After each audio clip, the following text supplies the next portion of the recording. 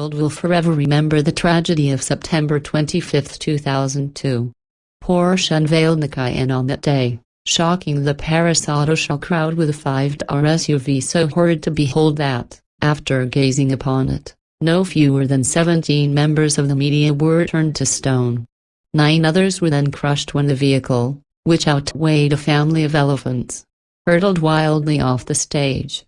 The company's reaction has verily defined corporate callousness ever since. Porsche announced that it was immediately ceasing production of its 911 and destroying all spare parts for the venerable sports car. So, that's not entirely true. But reactions to Porsche's first foray outside of sports cars were no less fantastical. One infamous media gadfly proclaimed that the Cayenne threatened to destroy the very soul of the company, presaging the Supreme Court's 2010 Citizens United decision by a good 8 years.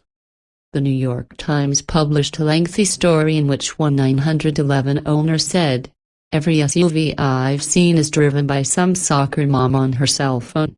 I hate these people, and that Porsche would throw me into that category made me speechless." Our own reaction was only slightly more level-headed. It's either a brilliant marketing scam or a sure sign that the end is near. There is really nothing SUV-ish about the Macan's look.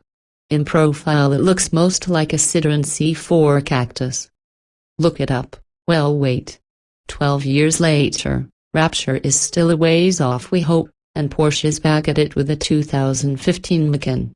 This time, the true disciples of the left-handed key slot will find cause to complain that Porsche's smaller crossover is based on the Audi Q5, with which it shares some structure and the 110.5-inch wheelbase.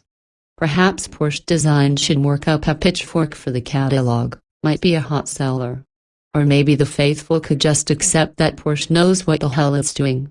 Starting with a few common stampings and fleshing out the rest with exclusive Porsche kit, the company has produced the most amazing to-drive crossover ever unleashed on Starbucks drive-thrus.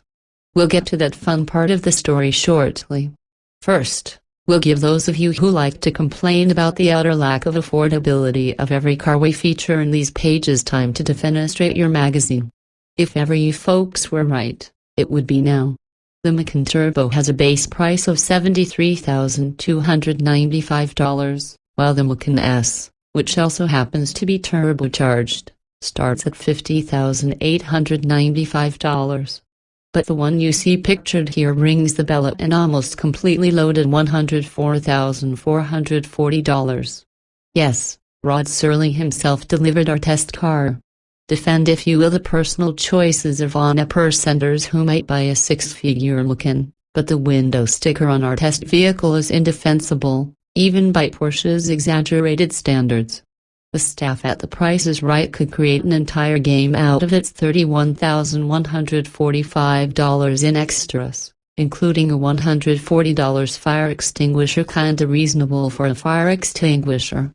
Actually, the $990 thermally and noise insulating privacy glass, and the $3,300 911 turbo style wheels, which scale up the stock rims from 19 to 21 inches.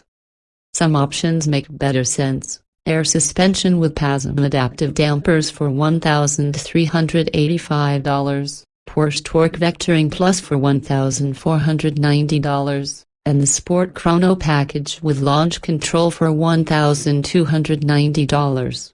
And the smoking package, which seems worth getting even if you don't smoke, just because it's free. None of the Q5 shows, certainly not in the new sheet metal and aluminum clamshell hood. Roughly 2 inches shorter in height than the Q5, the Macan's greenhouse appears comparatively shrunken. Huge wheels and 295/35 size tires so threaten to overwhelm the balance between the upper and lower sections of the vehicle that Porsche's stylists created a contrast panel running horizontally just above the rockers. Borrowing vernacular from the corporate dictionary, this side blade does, in fact, keep the design from appearing cartoonish. A greater rake to the pillars shorts the Macan's cargo hold by more than a third compared with the Audi's, but the loss of volume is mostly in the vertical plane. There's still sufficient space to stow luggage flat on the load floor, though its lip is rather high off the ground. Porsche fashioned the interior after its other vehicles, with the key to the driver's left and the ubiquitous sloping center console on the right. In between is a thick and deeply contoured three-spoke multi-function steering wheel with proper paddle shifters, shared with the 918 Spider. 3 interlinked circular gauges in the instrument panel match those found in the entry-level mid-engine Porsches and remind the driver that the Macan is a junior model. 911s, Cayenne, and Panameras have 5. The sport chrono clock sits atop the center dashboard above a standard-issue 7-inch touchscreen for the navigation and infotainment systems. Adjustable sport seats plucked from the corporate parts bin set a new class standard for lateral support, with enough side and thigh bolstering to serve as an incentive to stick with your diet. The second row is awfully tight, too, but not in the good way. Nowhere is the departure from Volkswagen Group's modular longitudinal platform more apparent than in the Macan Turbo's powertrain. Porsche bolts 2 turbochargers to the 3.6-liter, 90-degree V6 from the Panamera, boosting peak horsepower to 400. Torque plateaus at 406 pound-feet by 1,350 revolutions per minute. With four-wheel driving, a 7-speed dual-clutch PDK transmission rather than the Tiptronic torque converter automatic in the Cayenne, the Macan Turbo does a credible imitation of a 911 at the test track. Using the optional launch control, we clocked our Macan at 4.2 seconds to 60 miles per hour. This is a full second quicker than the Audi SQ5, the previous standard BER for crossover overkill. The Turbo V6 pulls hard all the way to its 6,800 revolutions per minute redline, though above 5,000, the engine is more groaning than singing. The Porsche Aria is not part of the Macan's entertainment package. No, a Macan is not a sports car. At 4,565 pounds, the Turbo lugs a lot of pig iron, but we pulled 0.89 grams on the skid pad. A respectable number that is competitive with some excellent sports sedans. Would it be too sarcastic to point out that, with the Macan, Porsche has at least addressed the long-standing complaint that the Cayenne could stand to lose 500 pounds? Braking events in the Macan Turbo are almost as spectacular as the PDK-assisted launches, with a firm pedal generating fade-free stops from 70 miles per hour in just 150 feet. That's just 2 feet longer than the last Cayman stop we measured. While you won't drive a Macan Turbo with the verve of one of Porsche's coupes, there's no crossover that even comes close to delivering so many thrills. And though we have yet to test the theory, we imagine it might be easier to talk yourself out of a ticket from behind the wheel of a Macan than a Cayman. Indeed, it's not quite a Porsche sports car. Little of what's happening at the Macan's contact patches gets communicated through its wheel, though the electrically assisted steering is satisfyingly heavy and direct. There is an artificiality to the Macan Turbo's handling, bolstered as it is by physics-defying technology. The torque vectoring differential and adaptive suspension make it seem smaller and lighter during cornering, at least until it eventually succumbs to understeer. Saying it drives like a smaller Cayenne is not only obvious but accurate. Macans equipped with the air suspension ride 0.6 inch lower than those with standard steel springs and can be lowered a further 0.4 inch via a button on the center console. We found that dropping the center of gravity with this low mode to be preferable, minimizing body lean without sacrificing any ride quality.